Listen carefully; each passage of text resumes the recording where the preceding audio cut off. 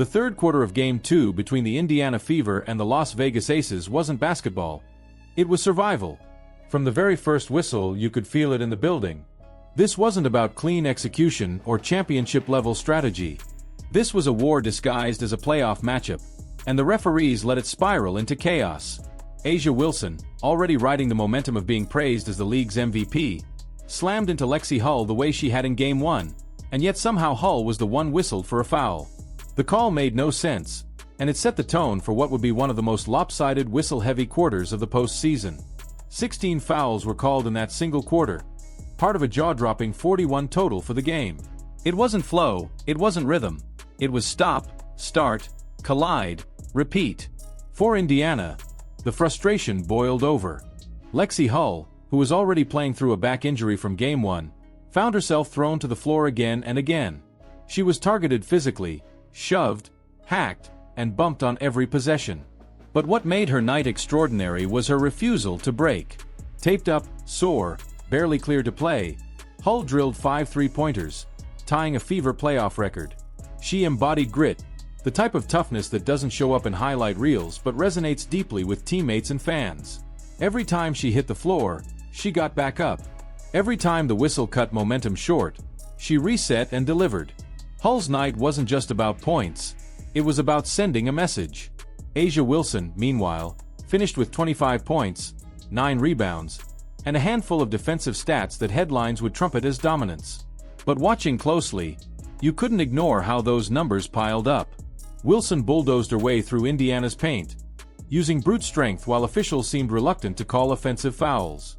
Each drive looked more like a linebacker crashing through blockers than a basketball move. And yet, the whistles continued to fall in her favor. For the Fever, it wasn't about Wilson's talent. It was about a game warped by officiating and tilted away from fairness. Kelsey Mitchell, the hero of Game 1 with her dazzling 34-point performance, was silenced in Game 2. Not by her own shortcomings, but by a game plan from Vegas that smothered her with physicality.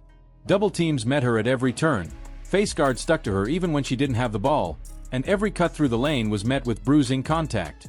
Mitchell finished with just 13 points, a steep drop from her opener, but the story wasn't about her suddenly struggling. It was about a team determined to squeeze her out of the flow and referees unwilling to protect movement on the floor. Aaliyah Boston faced her own battle in the paint. She finished with 10 points and 13 rebounds, but it felt like she earned them by going through a gauntlet. Time after time she was pushed off balance, shoved in the back, or hit across the arms, with no whistle to be found. And yet, Boston never stopped. Possession after possession, she fought for position, ripped rebounds away, and tried to steady her team amid the storm. It wasn't the kind of stat line that grabs national headlines, but it revealed her evolution as a leader. She wasn't just playing basketball, she was holding the team together, refusing to let frustration turn into collapse. Odyssey Sims provided flashes of brilliance that Indiana desperately needed. Scoring 18 points against constant double teams and physical hacks, she turned broken possessions into buckets that kept the Fever within striking distance. But even her efforts were constantly interrupted by stoppages, making it impossible to build real momentum. For every basket she scored, Vegas seemed to get 2 or 3 free throws on the other end. That imbalance told the story more than any box score could. Head coach Stephanie White didn't mince words afterward. Asked why her team struggled to find a rhythm, she said it plainly. "It's hard for us to find flow when there's a foul called every 10 seconds. Basketball is a game of rhythm, spacing, and timing, and all three were ripped away by relentless whistles. Instead of running, cutting, and executing, Indiana was dragged into half-court slugfests, exactly where Vegas wanted them. What makes this even more telling is that even Becky Hammon, the Aces' own coach, complained about the physical nature of the game afterward. That admission revealed just how out of hand things had become. It wasn't simply strategy, it was chaos. And while the Aces left with the win, the path they took to get there raises questions. If Vegas needed officiating breaks and bruising tactics to even the series, what happens when the scene shifts back to Indiana? That's the looming question as the series heads to Gainbridge Fieldhouse. Game 1 showed what Indiana can do when the game is played cleanly. They dismantled the Aces by 16 points on their home floor, with Mitchell erupting, Boston steady inside, and the team executing like seasoned veterans. Game 2 exposed what happens when the Fever are denied flow. But now, in Indianapolis, the equation changes. Gainbridge isn't just a home court, it's a weapon. This season, the Fever have fed off their fans' energy in ways that tilt games. Every rebound Boston rips down, every Hull three, every Mitchell drive ignites a roar that doesn't fade. Opponents feel it. Officials feel it.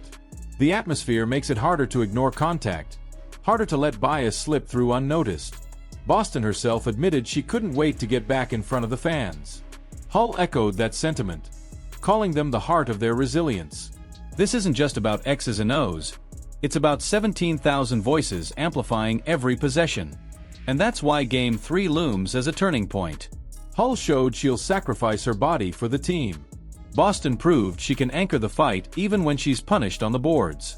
Mitchell's fire, suppressed in Vegas, is bound to reignite at home. And Sim's determination will only grow stronger under the crowd's roar. The Aces may have won Game 2, but they didn't break Indiana. They didn't expose flaws. They relied on whistles, and whistles don't travel the same way. The Fever now walk back into their building scarred but unbroken. They've shown resilience on the road. Now it's time to show power at home.